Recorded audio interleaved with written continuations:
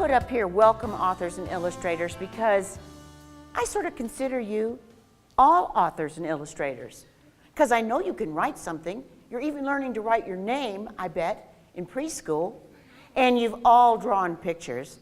So you're all illustrators already.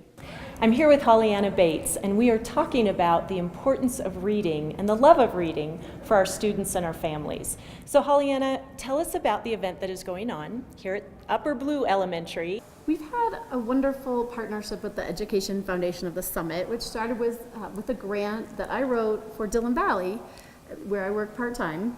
And we had asked for funding for an author visit. And when you call an author and ask them to visit and you say one school, the conversation goes much better if you say 6 schools, because those authors love to be with kids and work with kids. And so it was an easy thing to, or well, maybe not easy, but it was, my answer was, of course, yes. Yeah, that's great. I will be happy to help with that.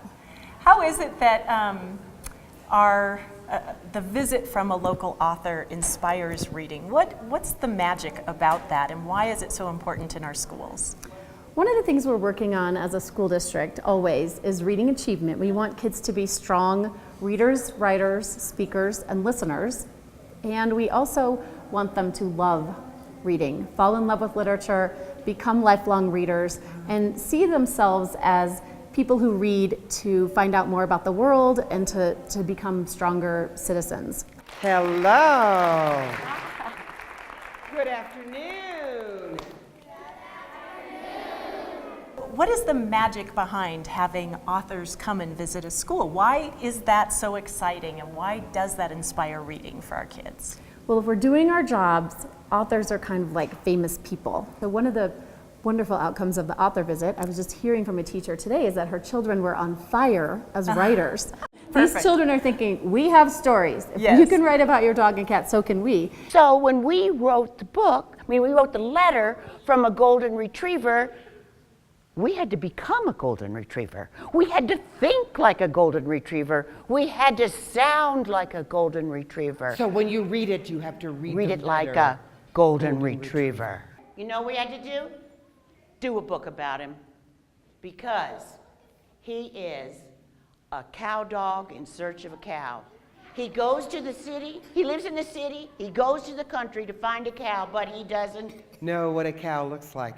So he has some problems. So great, we've had the authors here, they've met with the kids at all of the schools, is that right? So this week they're visiting all 6 elementary schools, and we're having a north and a south end reading celebration at night, where the message is really about helping parents support children as readers at home and how important the parent role is. You know, that is so important, and we can't emphasize that enough. The role of family support when it comes to reading. Whether you're reading at home with your child, you're creating space and time for reading to occur, or you're modeling by reading your own books. It's important for our children to have that experience outside of the school day. And really, again, nice that the authors are able to help inspire parents and talk to parents about what they can do to help their kids grow up with a love of books and a love of reading. Yes. You always want to brainstorm your ideas on the cheap paper because you want to make mistakes, because you never get it right the first time. We're going to talk about a book idea that we had when we were kids. We started writing and writing and rewriting 50 times. We loved our story. It was perfect. But then we have to send it to the editor. And the editor says, oh, I just have a few changes.